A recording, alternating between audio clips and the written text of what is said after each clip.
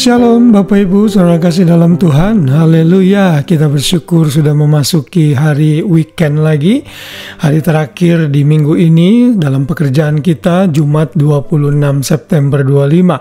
Saya percaya saudara semua merasakan pemeliharaan Tuhan dalam hidup kita semua masing-masing. Dan kita bersyukur esok hari kita bisa libur dan menikmati kebersamaan dan hari libur dengan juga saudara dan orang-orang yang kita kasihi. Dan sebelum saudara tidur, ada baiknya kita terus mengisi hati dan pikiran kita dengan firman Tuhan, sehingga firman Tuhan itu bisa mengubahkan hidup kita. Kita akan membaca hari ini dari Galatia 4 ayat 4, masih melanjutkan seri mengenai hukum Taurat, dan saya beri judul renungan malam ini, Yesus melakukan hukum Taurat. Dalam Galatia 4 ayat 4 di sana dikatakan, tetapi setelah genap waktunya, maka Allah mengutus anaknya yang lahir dari seorang perempuan dan takluk kepada hukum Taurat. Di dalam ayat ini ditegaskan bahwa Tuhan Yesus sekalipun ia Tuhan, namun ia mengosongkan diri dan menjadi seperti manusia sama seperti kita, hanya dia tidak berdosa. Dan dalam keadaannya sebagai manusia, Yesus harus menggenapi dan melakukan the requirement, aturan-aturan dari hukum Taurat. Karena dia dilahirkan di dalam keluarga Yahudi, dan karena itulah ia pun harus tunduk kepada hukum Taurat. Dan bukti-buktinya adalah salah satunya misalnya dalam Lukas 2 ayat 21. Di sana dikatakan, dan ketika genap 8 hari dan ia harus disunatkan, ia diberi nama Yesus, yaitu nama yang disebut oleh malaikat sebelum ia dikandung ibunya. Ini adalah perintah yang sudah ditetapkan oleh Tuhan agar orang-orang Israel menyunatkan anak-anaknya pada umur 8 hari. Maksudnya adalah anak laki-laki. Itu dicatat dalam Imamat 12 ayat 3. Karena Yesus adalah orang Yahudi, maka ia harus melakukan hukum Taurat ini dan ia harus disunat pada hari yang ke-8.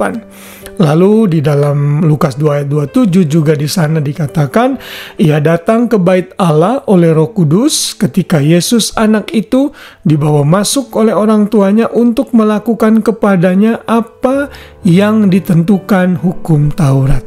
Jadi Tuhan Yesus sebagai bayi dan seluruh ritual yang harus dilakukan oleh Yusuf dan Maria sebagai orang tua seperti yang ditentukan oleh hukum Taurat.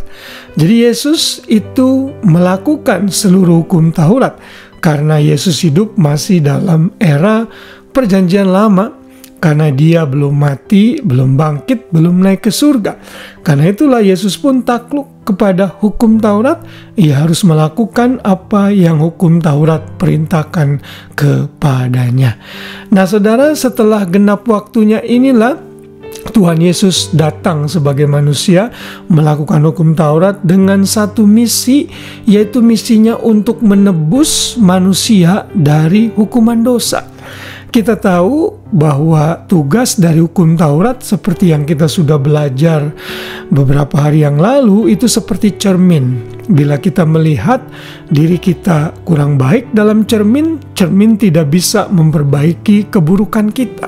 Kita harus melakukan sesuatu terhadap wajah kita sehingga kita jadi seperti yang kita mau dalam cermin itu. Cermin tidak pernah bisa memberikan solusi untuk problem dari apa yang kotor di wajah kita misalnya.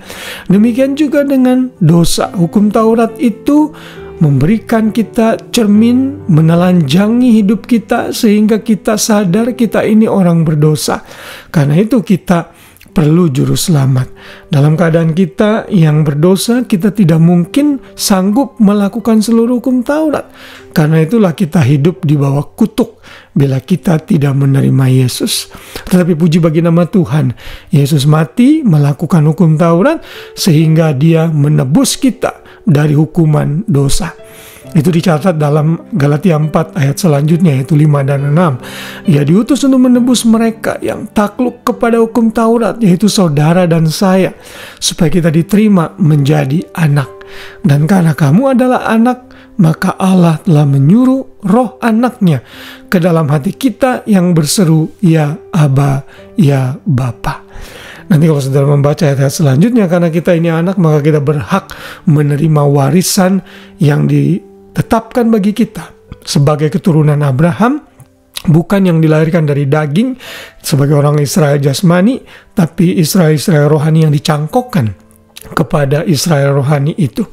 Karena itulah saudara, belajar hukum Taurat membuat kita semakin bersyukur. Kalau Yesus tidak ada, maka semua kita yang hidup di dunia ini binasa di dalam dosa. Tetapi kita bersyukur oleh karena anugerahnya, Yesus sudah lahir dan takluk ke dalam hukum Taurat, sehingga ia menebus kita dari hukuman dosa. Haleluya, kiranya firman Tuhan ini boleh meneguhkan, menguatkan, mengingatkan kita, dan terus memotivasi kita untuk terus melakukan hukum-hukum Tuhan. Bukan karena untuk selamat, tapi karena kita sudah selamat dan karena kita menyukai hukum-hukum Tuhan. Haleluya, biar kuat kuasa Roh Kudus menyertai, menaungi, dan memampukan kita untuk melakukan firman-Nya. Selamat malam, selamat beristirahat. Biar Tuhan Yesus menyertai kita sepanjang malam dan besok pagi kita bangun dengan kekuatan yang baru bersama Tuhan. Haleluya, shalom.